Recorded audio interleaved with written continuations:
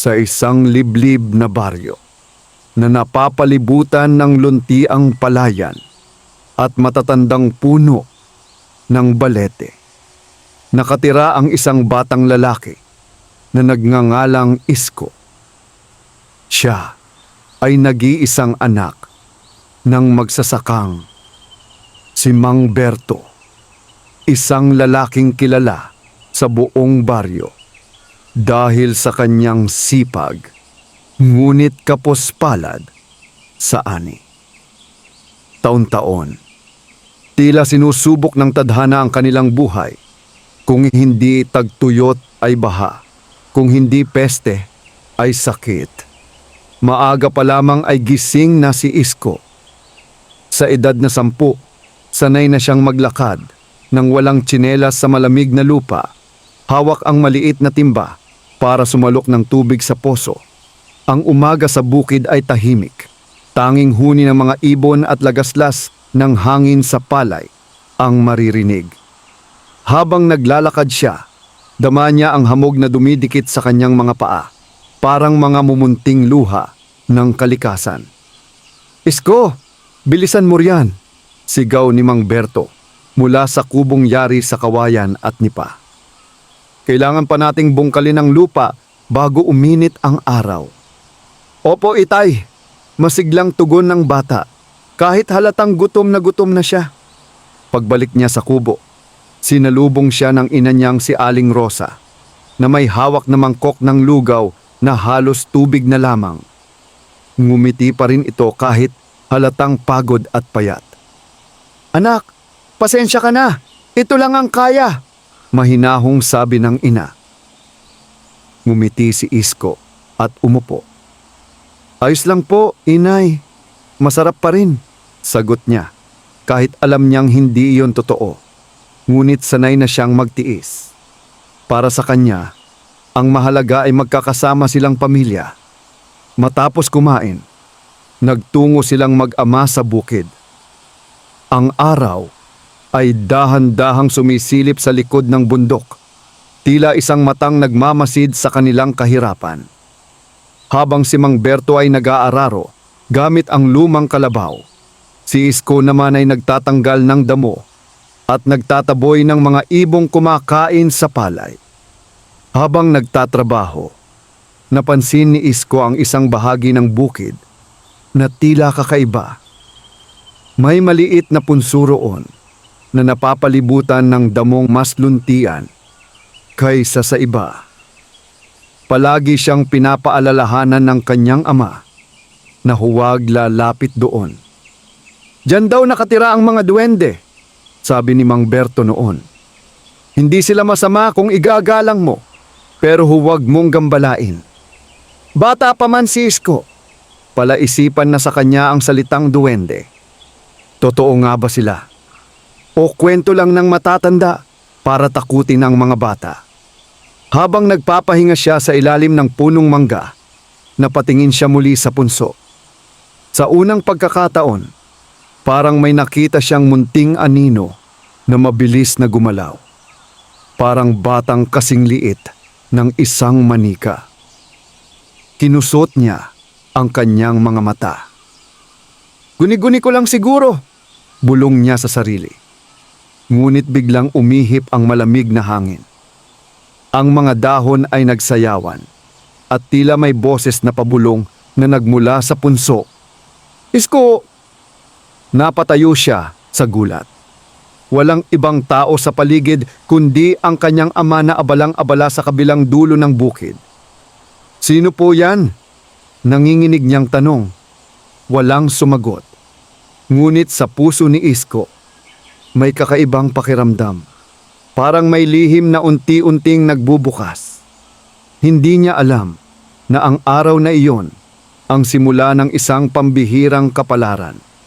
At ang kanyang simpleng buhay bilang anak ng magsasaka ay magbabago magpakailanman. Sa likod ng punso, may mga matang nagmamasid. Mga matang hindi tao, ngunit di rin halimaw. Mga matang matagal nang naghihintay sa batang may busilak na puso. At doon nagsimula ang alamat. Kinagabihan, hindi makatulog si Isko. Paulit-ulit sa kanyang isipan ang malamig na bulong na narinig niya sa bukid.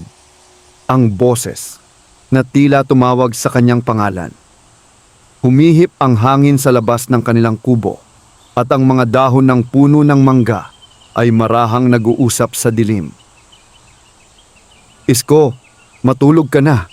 Mahinang paalala ng kanyang ina habang inaayos ang banig.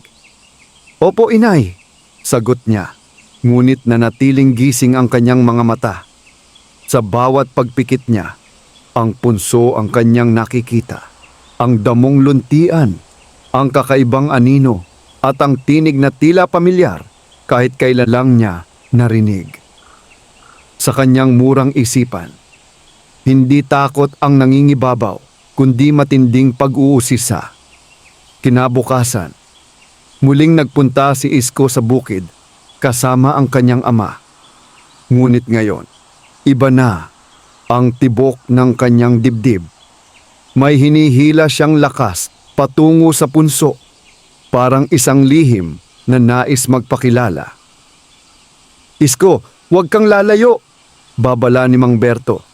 Dito ka lang sa tabi ko. Opo, itay, sagot ng bata. Ngunit sa kanyang isipan ay may sariling plano. Nang sumikat ang araw at maging abala ang ama sa pag-aayos ng pilapil, dahan-dahang lumayo si Isko. Ang bawat hakbang niya patungo sa punso ay may halong kaba at pananabik. Tahimik ang paligid, walang ibon, walang kuliglig, tanging ang kanyang paghinga ang kanyang naririnig. Paglapit niya sa punso, napansin niyang mas malamig ang hangin dito. Ang damo ay tila mas buhay at ang lupa ay parang humihinga. Lumuhod siya at marahang nagsalita. Kung sino man po kayo, hindi ko po kayo sasaktan. Biglang gumalaw ang damo. Mula sa likod ng punso, unti-unting lumitaw ang isang munting nilalang. Kasing tangkad lamang ng isang bote, may mahabang balbas na tila sinulid ng pilak at suot ang pulang sombrerong kumikislap sa sikat ng araw. Ang mga mata nito ay bilog at maliwanag, puno ng katalinuhan. Napaatras si Isko sa gulat. Ikaw po ba ang duwende? Ngumiti ang nilalang at tumango. Sa wakas nakita rin kita, anak ng magsasaka. Nanginginig si Isko ngunit hindi siya tumakbo. Bakit niyo po alam ang pangalan ko? Matagal na kitang minamasdan, sagot ng duwende. Ako si Dagan, tagapagbantay ng lupang ito. Lumunok si Isko. Hindi po ba kayo galit? Sabi po nila, nagagalit ang mga duwende kapag ginugulo ang punso. Galit lamang kami sa mga sakim, mariing sagot ni Dagan. Ngunit ikaw ay may pusong dalisay. Tahimik na nakinig si Isko. Hindi niya alam kung nananaginip lamang siya, ngunit ramdam niyang totoo ang lahat.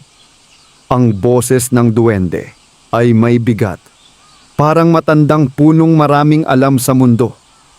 Alam ko ang paghihirap ng iyong pamilya, patuloy ni Dagan. Naririnig ko ang mga dasal ng iyong ina at nakikita ko ang pawis ng iyong ama. Napayuko si Isko. Gusto ko lang po silang matulungan. Ngumiti muli ang duwende. Ngunit ngayon ay may halong lungkot. Hindi lahat ng tulong ay biyaya. May kapalit ang bawat himala. Handa po akong magtiis, buong tapang na sagot ng bata. Saglit na natahimik si Dagan. Pagkatapos ay naglahong parang usok sa hangin. Bago tuluyang mawala, iniwan niya ang mga salitang tumimo sa puso ni Isko. Kung nais mong tulungan ang iyong pamilya, bumalik ka rito sa susunod na kabilugan ng buwan. Biglang bumalik ang mga huni ng ibon. Parang walang nangyari. Napatayo si Isko at huminga ng malalim. Hindi niya alam kung ikukuwento ba ito sa kanyang ama. Ngunit isang bagay ang malinaw. May bagong landas na nagbukas sa kanyang buhay. At ito'y puno ng hiwaga at pagsubok. Sa malayo, sumigaw si Mang Berto. "Isko, nasaan ka na?" "Parating na po, itay," sagot niya, sabay lingon sa punso. Tahimik na muli ito. Ngunit alam ni Isko, hindi na siya nag-iisa. Mula nang makilala ni Isko ang duwendeng si Dagan, nagbago ang kanyang pananaw sa bukid. Ang bawat puno ay tila may bantay. Ang bawat bato ay parang may kwento. At ang bawat ihip ng hangin ay may dalang bulong ng hiwaga. Ngunit sa kabila nito, pilit niyang itinago ang kanyang karanasan. Hindi niya ito sinabi kahit kanino, kahit sa kanyang mga magulang. Tuwing gabi, tinitingnan niya ang buwan. Unti-unti itong lumalaki, parang mata ng langit na nagbabantay sa kanyang pangako. Sa bawat pagsikat nito, mas lalo niyang nararamdaman ang bigat ng mga salitang iniwan ni Dagan. May kapalit ang bawat himala. Isang gabi, habang sabay-sabay silang kumakain ng kaunting kanin at tuyo, napansin ni Aling Rosa ang pananahimik ng kanyang anak. "Isko, may iniisip ka ba?" tanong niya. Umiling ang bata. "Wala po, inay." Ngunit sa kanyang dibdib, may lihim na parang apoy na unti-unting lumalaki. Dumating ang gabi ng kabilugan ng buwan. Ang liwanag nito ay nagmistulang pilak na bumabalot sa buong bukid. Tahimik ang paligid at ang mga kuliglig ay sabay-sabay na huminto sa kanilang huni na para bang may hinihintay. Nagkunwari si Isko na natutulog.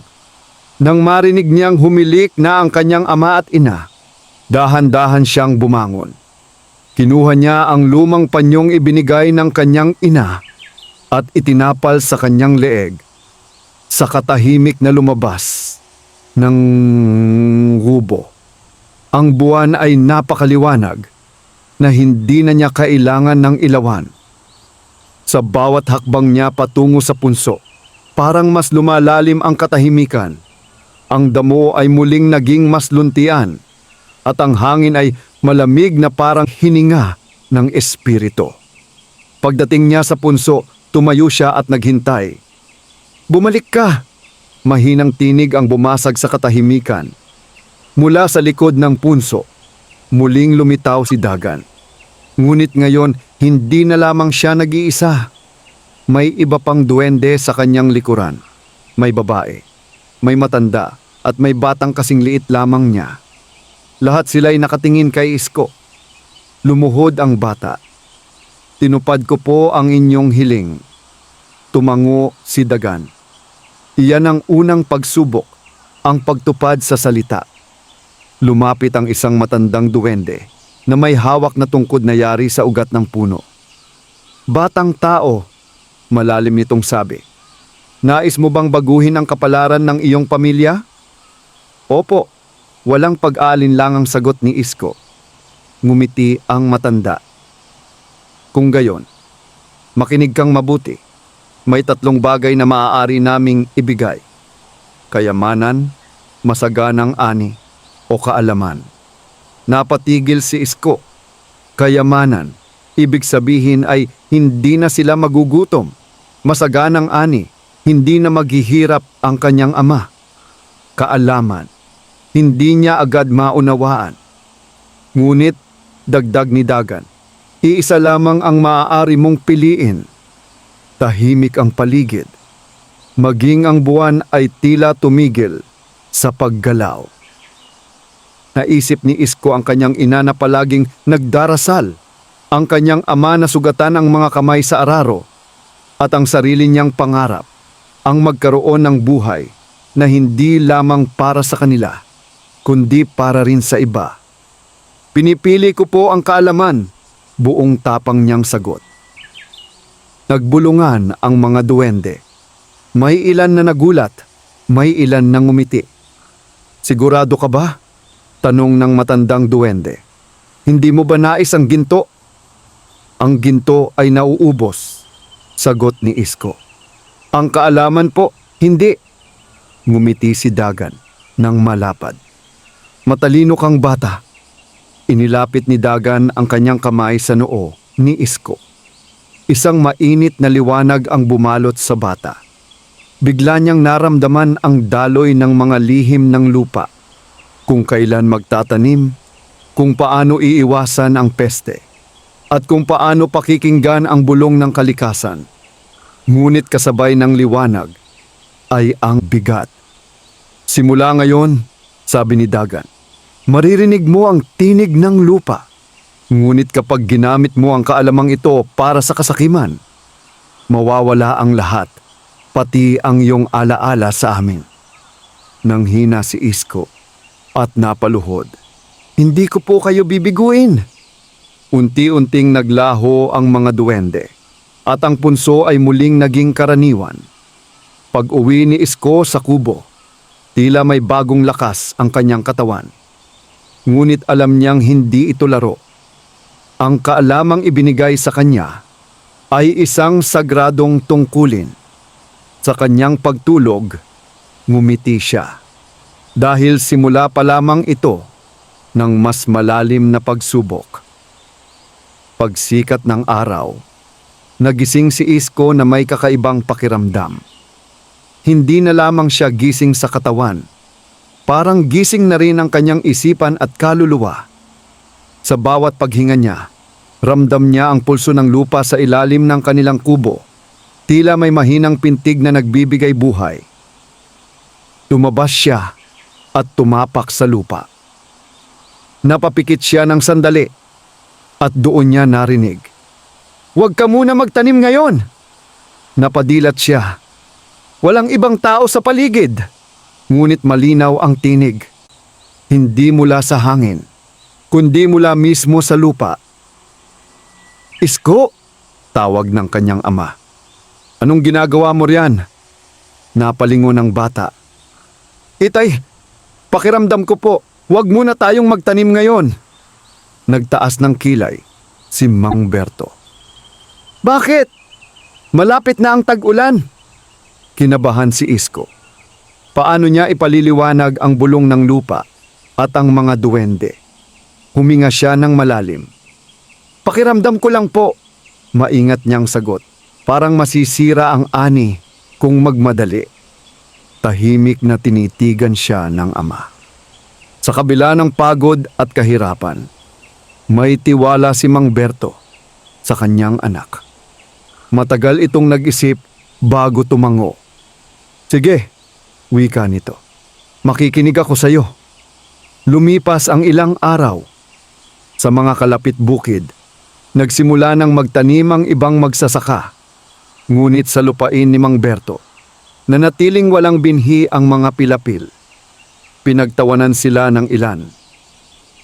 "Namimili na ba ng panahon ang bata mo?" Tukso ng isang kapitbahay. Ngunit nanatiling tahimik si Isko. Araw-araw, inilalapat niya ang kanyang palad sa lupa. Nakikinig sa mga bulong nito, kung kailan dapat bungkalin, kung kailan dapat patubigan. Isang gabi, dumating ang malakas na ulan. Hindi ito karaniwang ulan. Ito'y bumuhos na parang galit ng langit. Kinabukasan, nakita ng buong baryo ang resulta. Ang mga bagong tanim ng iba ay nalubog at inanod ng baha. Samantala, ang lupain ni Isko ay ligtas. Napatingin si Mang Berto sa kanyang anak na may halong pagtataka at paghanga. "Paano mo nalaman?" Ngumiti si Isko, ngunit hindi sumagot. Makalipas ang ilang araw, muling nagsalita ang lupa. Ngayon, agad na nagising si Isko at tinawag ang kanyang ama. "Itay, ngayon na po." Sabay nilang itinanim ang mga binhi. Sa bawat paghukay ni Mang Berto, itinuturo ni Isko kung saan mas magiging mataba ang lupa, kung saan dapat ilagay ang pataba, at kung saan iiwas. Lumipas ang mga linggo, at unti-unting umusbong ang palay. Mas luntian, mas matibay kaysa dati. Dumaan ang mga kapitbahay at hindi makapaniwala. Parang pinagpala ang lupa ninyo, bulong ng iba. Ngunit hindi lahat ay natuwa. May isang lalaking nagngangalang Teban. Isang magsasakang kilala sa pagiging mainggitin. Napansin niya ang kakaibang sigla ng ani ni Mang Berto. May tinatago sila, bulong niya sa sarili. At aalamin ko kung ano. Isang hapon, habang mag-isa si Isko sa bukid, may anino sa likuran niya. Bata, tawag ni Teban. Paano naging ganyan ang ani ninyo? Napaharap si Isko. Sa unang pagkakataon, naramdaman niya ang babala ng lupa, parang mahinang pagyanig sa kanyang mga paa. Masipag lang po kami, sagot niya. Ngumisi si Teban. Huwag mo akong lokohin. Tumalikod si Isko at naglakad palayo. Ngunit alam niyang nagsisimula na ang mas malaking pagsubok. Sa gabing iyon, muling nagpakita si Dagan sa panaginip ni Isko. Ang kaalaman ay liwanag, sabi ng duwende. Ngunit ang liwanag ay umaakit ng anino. Nagising si Isko na pawis na pawis. At alam niyang darating ang araw na kakailanganin niyang pumili, manahimik o ipaglaban ang tama. Habang patuloy na lumalago ang palay sa bukid ni Isko. Kasabay naman nitong lumalalim ang mga matang nagmamasid mula sa dilim. Si Teban ay hindi mapakali. Araw-araw niyang binibilang ang mga tangkay ng palay ni Mang Berto. Mas makapal, mas matangkad, at mas buhay kaysa sa kanya. Hindi ito tama, bulong niya sa sarili habang hawak ang kanyang itak. Pare-pareho lang naman kaming magsasaka. Isang gabi, habang maliwanag ang buwan, ngunit natatakpan ng mga ulap, palihim na nagtungo si Teban sa bukid ni Isko. Tahimik ang paligid, ngunit sa bawat hakbang niya, parang lumalalim ang dilim sa kanyang paligid. Sa kabilang banda, biglang nagising si Isko. Mabilis ang tibok ng kanyang dibdib. Narinig niya ang bulong ng lupa.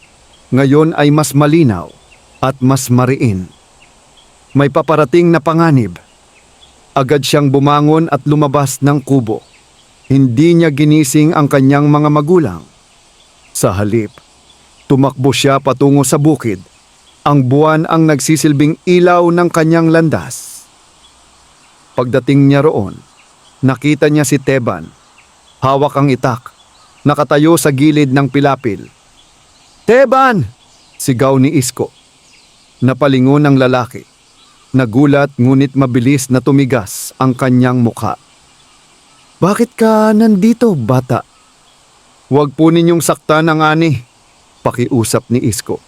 Wala po kaming ginagawang masama. Tumawa si Teban ng mapait. Hindi mo alam ang pakiramdam ng magutom habang nakikita mong umuunlad ang iba. Lumapit pa siya, ngunit biglang lumakas ang hangin. Ang mga dahon ay nagsimulang umingay at ang lupa ay bahagyang umuga. Umalis ka! Bulong ng lupa. Ngayon ay maririnig na rin ni Teban. Napaatras ang lalaki. Ano yon? Sa harap nila, unti-unting lumitaw si Dagan, ang duwende, kasama ang dalawa pang nilalang na may matang kumikislap sa dilim. Hindi lahat ng kahirapan ay nalulutas ng paninira, mariing wika ni Dagan. Nanginginig si Teban. Mga duwende, ang lupang ito ay may bantay, dagdag ni Dagan. At ang batang ito ay may pahintulot ng kalikasan. Lumuhod si Teban sa takot. Patawarin ninyo ako. Tahimik na tumingin si Isko sa lalaki. Naalala niya ang babala. Huwag gamitin ang kaalaman sa kasakiman o paghihiganti. Umalis ka, mahinahon niyang sabi. At huwag ka nang bumalik na may masamang hangarin. Tumango si Teban at tumakbo palayo. Iniwan ang kanyang itak sa lupa. Nang mawala ang lalaki, humarap si Dagan kay Isko. Ito ang ikalawang pagsubok, ang pagpili ng awa sa halip na galit. Natakot po ako, amin ni Isko. Ang tapang ay hindi kawalan ng takot, sagot ng duwende. Ito'y ang pagpili ng tama, kahit nanginginig ang puso.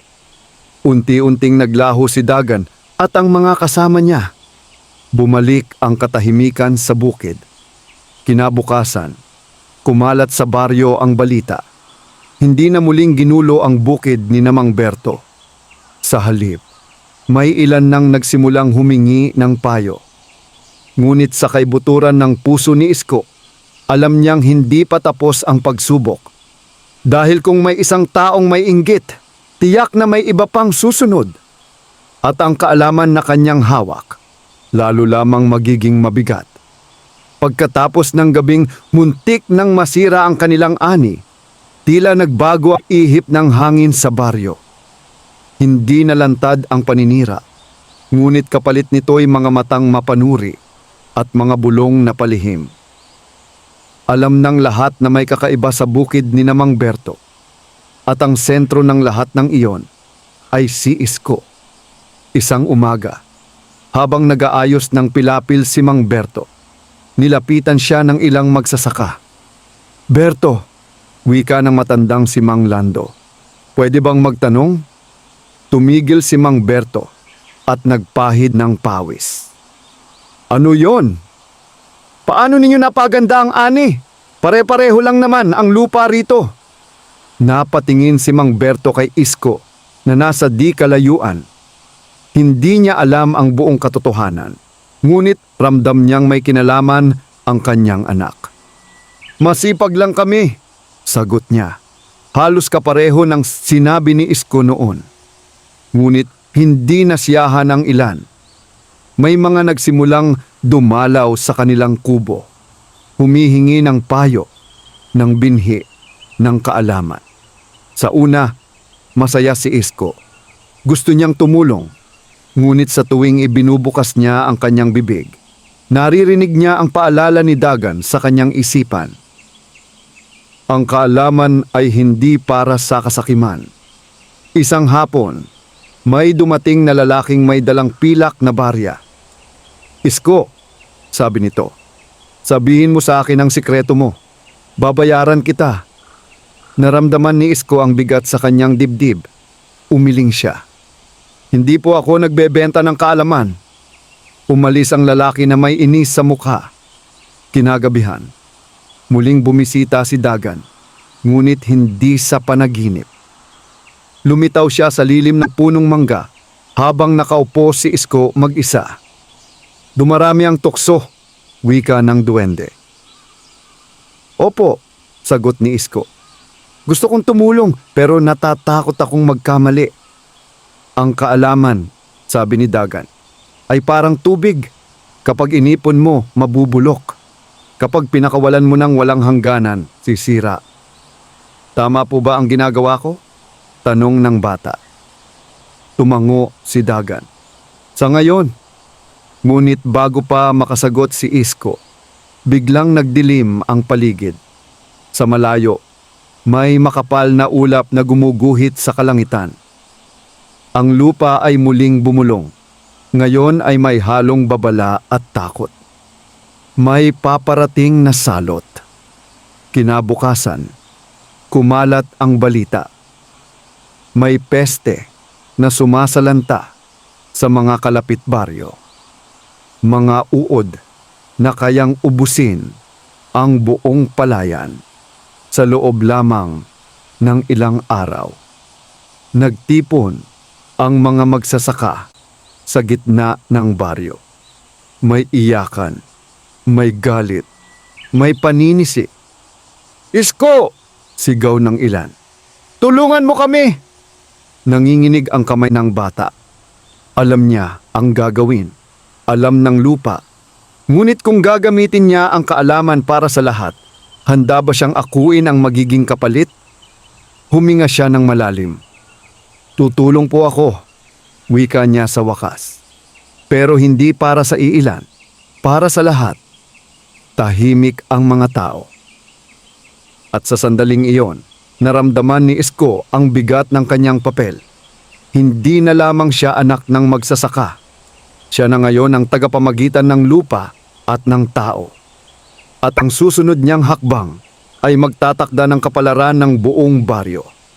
Nagtipon-tipon ang mga tao sa gitna ng baryo. Ang dating maingay na lugar ay napuno ng kaba at pangamba. Ang mga magsasaka ay may hawak na tuyong dahon ng palay, patunay ng paparating na salot. Ang mga ina ay yakap ang kanilang mga anak at ang matatanda ay tahimik na nagdarasal. Tumayo si Isko sa harap nila. Maliit ang katawan ngunit mabigat ang pananagutan. Sa unang pagkakataon, naramdaman niya ang bigat ng maraming mata. Umaasa, natatakot, at may ilan ding nagdududa. Isko, wika ni Mang Lando. Sigurado ka bang kaya mo ito? Sumandal si Isko sa kanyang ama. Naroon si Mang Berto. Tahimik ngunit matatag ang tindig. Naniniwala ako sa anak ko, sabi nito. Huminga ng malalim si Isko at ipinikit ang kanyang mga mata. Inilapat niya ang kanyang palad sa lupa. Sa una, bulong lamang ang narinig niya. Parang alon na papalapit. Unti-unting lumakas ang tinig ng lupa. May lunas, ngunit may kapalit. Napadilat siya. Ano po ang kapalit? Bulong niya. Hindi alam kung naririnig ng iba. Pagod, pagtitiis, at pagkakaisa. Nagmulat siya at humarap sa mga tao. May paraan po, wika niya. Pero hindi po ito madali. Kailangan po nating magtulungan. Walang bayad, walang lamangan. May ilan na nagbulungan, may ilan na tumango. Itinuro ni Isko ang mga dapat gawin. Kung anong halamang singaw ang dudurog sa uod. Kung paano gumawa ng likas na panlaban mula sa dahon at ugat. At kung kailan ito dapat ilagay. Hindi ito himala. Ito'y kaalaman na kailangan ng tiyaga. Araw at gabi silang nagtrabaho. Si Isko ay palaging nasa bukid, umiikot, nagtuturo at nakikinig sa lupa. Unti-unting humina ang salot. Ang mga uod ay naglaho na parang usok sa hangin. Ngunit kapalit nito, nang hina si Isko. Namutla siya at halos hindi na makalakad sa pagod. Isang gabi, habang nakahiga siya sa banig, muling nagpakita si Dagan. Ngunit ngayon, hindi na ito ngumingiti. Lumampas ka sa hangganan, wika ng duwende. Nais ko lang pong tumulong, mahinang sagot ni Isko. Ang pagtulong ay mabuti, sabi ni Dagan. Ngunit ang pagbubuhos ng sarili hanggang sa ikaw ay maubos ay isa ring panganib. Napaluha si Isko. Ano po ang dapat kong gawin? Tumingin si Dagan sa labas, kung saan tahimik na natutulog ang baryo. Matuto kang magtiwala sa tao, hindi lamang sa lupa. Kinabukasan, nagising si Isko na may lagnat. Ang buong baryo ay dumalaw sa kanilang kubo. May dalang pagkain, gamot, at dasal. Salamat Isko, sabi ng isang ina. Hindi namin ito makakalimutan. Sa unang pagkakataon, naramdaman ni Isko ang tunay na bunga ng kanyang ginawa. Hindi ani, hindi papuri, kundi pagkakaisa. Ngunit sa kaibuturan ng kanyang puso, may bumubulong pa ring tanong, hanggang saan ang kaya niyang ibigay? At ang sagot nito ay paparating na mas mabigat kaysa sa anumang salot. Matagal bago tuluyang bumuti ang lagay ni Isko. Ilang araw siyang nilagnat at sa bawat pag-idlip niya ay paulit-ulit niyang napapanaginipan ang lupa. bitak-bitak, uhaw at tumatawag sa kanya. Ngunit sa tuwing magigising siya, naroon ang kanyang ina na nagpupunas ng kanyang noo at ang kanyang ama na tahimik na nagbabantay sa gilid ng banig. "Magpahinga ka muna, anak," pakiusap ni Mang Berto. "Kaya na namin." Ngumiti si Isko, ngunit alam niyang hindi ganoon kadali. Ramdam pa rin niya ang bulong ng lupa kahit siya'y nakahiga. Mas mahina kaysa dati, ngunit naroon pa rin. Isang gabi, muling dumilim ang paligid sa kanyang panaginip. Ngunit ngayon, hindi ang punso ang kanyang nakita, kundi isang malawak na kapatagan na walang tao. Sa gitna nito, may liwanag na unti-unting lumalakas. Mula sa liwanag ay lumitaw si Dagan. Ngunit hindi na siya mukhang maliit.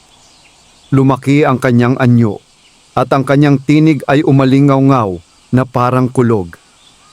"Isko," wika niya, "lumalapit ka na sa hangganan." "Anong hangganan po?" tanong ng bata. "Ang hangganan ng tao at ng higit pa," sagot ni Dagan. "Pinatunayan mo na ang iyong sarili. May malasakit, may tapang, at may disiplina." Sa likod ni Dagan, lumitaw ang iba pang duwende. May hawak silang liwanag na parang apoy, ngunit hindi nakapapasok. "May alok kami," sabi ng duwende. "Maaari kang maging higit pa sa tagapamagitan. Maaari kang maging tagapangalaga ng lupa, isang papel na bihirang ialok sa tao." Nanlaki ang mga mata ni Isko. Ano po ang ibig sabihin noon? "Hindi ka natatanda tulad ng kakaraniwang tao," paliwanag ni Dagan. "Makikita mo ang maraming ani at maraming salin lahi, ngunit may kapalit. Unti-unti kang lalayo sa mundong kinagisnan mo." Biglang sumikip ang dibdib ni Isko. Sa kanyang isipan, sumulpot ang mukha ng kanyang ina, ang pilit ng ngiti ng kanyang ama, at ang kubong kanilang tinatawag na tahanan. "Hindi ko po sila kayang iwan," nanginginig niyang sagot. Tahimik ang mga duwende. Sa unang pagkakataon, may paggalang sa kanilang mga mata. "Hindi pa ito ang oras," wika ni Dagan. Ngunit ang alok ay mananatili. Unti-unting naglaho ang liwanag. Nagising si Isko na may luha sa mata. Sa labas ng kubo, sumisikat ang araw. Mainit, payak, at totoo. Lumabas siya at huminga ng malalim. Sa kauna-unahang pagkakataon, matapos ang lahat ng pagsubok, hindi siya agad nakinig sa lupa. Sa halip, pinakinggan niya ang kanyang puso. Lumipas ang mga linggo. Bumalik ang sigla ni Isko, ngunit may pagbabago. Hindi na siya agad nagbibigay ng sagot. Tinuturuan niya ang iba kung paano makinig sa lupa, hindi sa pamamagitan ng hiwaga, kundi sa tiyaga at pag-unawa. Ngunit sa malayo, may bagong banta na dumarating. Hindi mula sa kalikasan, kundi mula sa tao. May balitang may mga dayuhang nais bilhin ang lupain ng baryo. At sa pagkakataong ito, hindi sapat ang kaalaman lamang. Kailangan ni Isko ang tapang na humarap sa mas malaking mundo. Dumating ang balita na parang unos na tahimik, ngunit mapanira. May mga taong mula sa bayan, nakapustura, may dalang papel at pangako na nagnanais bilhin ang lupain ng baryo. Ayon sa kanila, gagawin itong kaunlaran, pabrika, kalsada, at trabaho. Ngunit alam ng mga magsasaka ang kapalit, ang lupa na minanapa sa kanilang mga ninuno ay mawawala. Nagtipon ang baryo sa lilim ng punong akasya. Nasa gitna si Kapitan.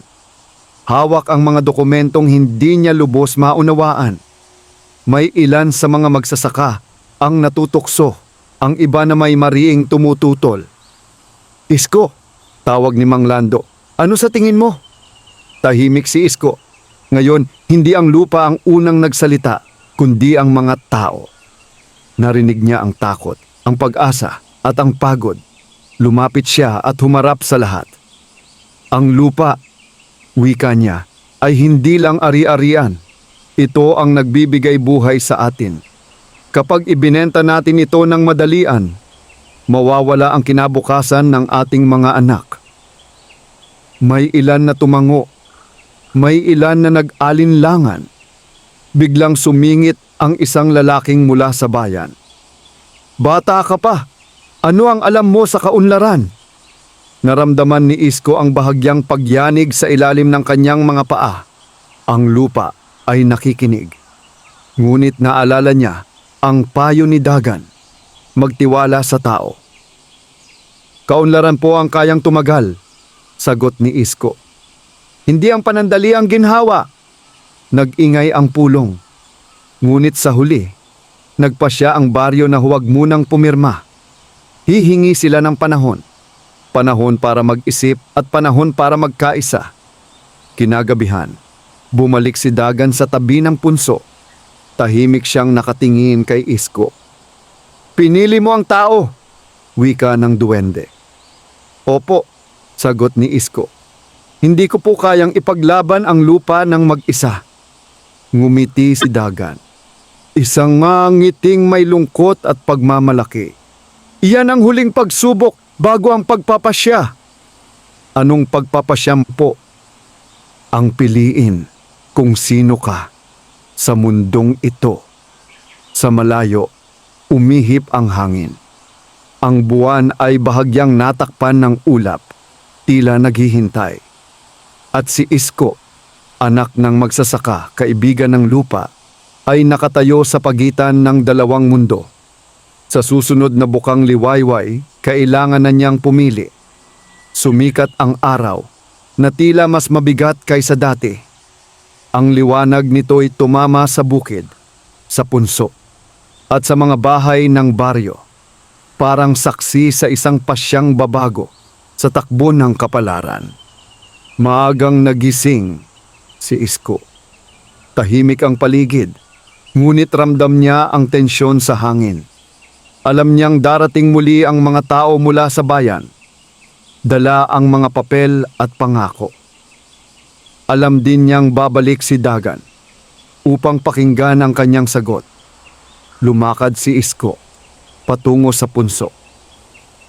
Sa unang pagkakataon matapos ang mahabang panahon, kusang lumitaw si Dagan kasama ang iba pang duwende. Ang kanilang mga mata ay seryoso, walang bakas ng biro o hiwaga. Panahon na, wika ni Dagan. Mananatili ka ba bilang tao? O tatanggapin mo ang alok at magiging tagapangalaga ng lupa? Tumahimik si Isko. Sa kanyang isipan, nagsabay-sabay ang alaala. Ang gutom na gabi, ang pawis ng kanyang ama, ang luha ng kanyang ina, ang pagkakaisa ng baryo, at ang bulong ng lupa. Lumuhod siya, hindi bilang batang takot, kundi bilang taong buo ang pasya. Pinipili ko po manatiling tao, malinaw niyang sabi. Dito po ako ipinanganak, dito po ako lalaban at dito po ako tatanda.